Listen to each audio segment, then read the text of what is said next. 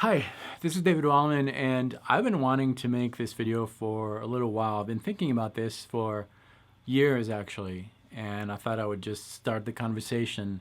I'm going to talk about guitar tones, and I have seen more and more questions about guitar tones in the last 4 or 5 years.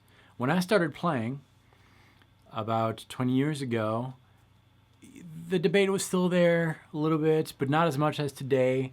And today with technology, everybody's asking, does this piece of equipment feel like the real thing? How does the Axe compare to the real amp? Or is the recent bias effects by Positive Grid, is it better than Native Instruments iRig? So many choices out there. And the answer to all these questions is I don't know.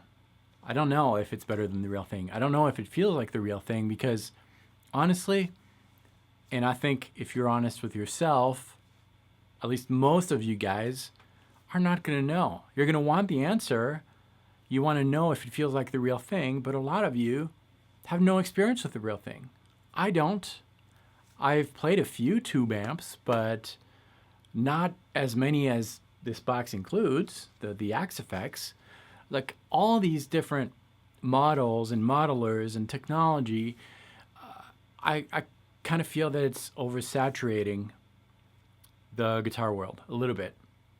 So yes, these pieces of technology like the apps, the software, the actual physical hardware modelers, they do a great job at providing guitar players great usable tones. They do.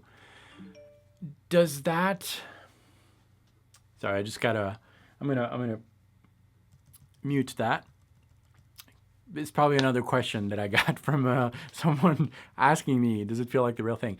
Really, I don't know. And should you care? I really don't think you should. Before getting the Axe effects, I spent a couple years saving up towards it. I don't regret it, but I waited until I got this piece of equipment before I could record professional guitars. I was completely wrong because I already had the tools to produce something professional. Today, you don't need to have $1,000 to record something that is going to make a musical statement and something professional that you can sell. You don't have to. You can use whatever's bundled into your Mac, for example. It comes with GarageBand. You have some amp models out there.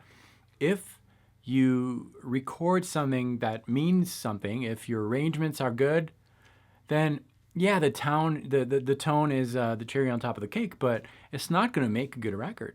It's what you do with it, and it's really the songwriting and the parts, and really spend more time on that. Don't worry too much about tone and does it feel like the real thing and all.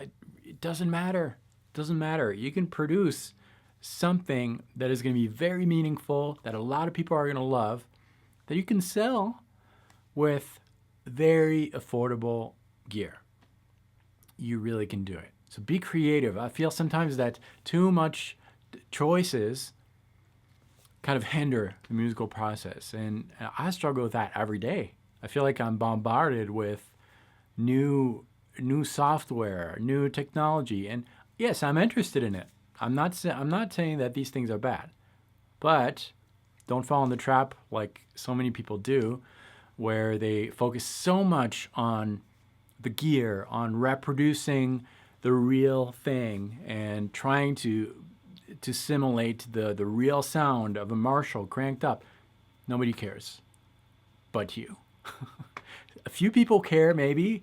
Those are the tone freaks that listen to a record because it was recorded with an old vintage Marshall from the late 50s.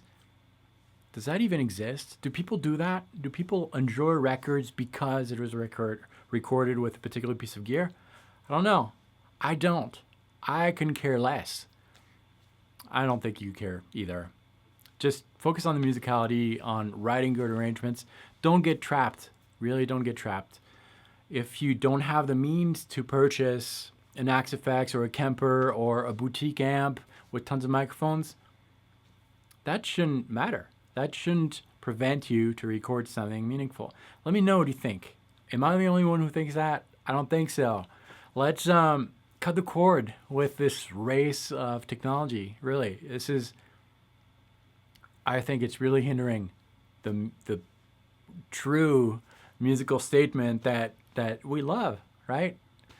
So I'm not saying that you shouldn't care about your tone. Tone influences the way you play, definitely. A really nice tone, which really is subjective, but can make someone enjoy the music a little more. But in the end, that's not what makes a good song. So just think about that. Let me know what you think, please. I might be completely wrong, but in the comments, just tell me what's in your mind. Thanks for watching. I'll see you next time. Until then, salut.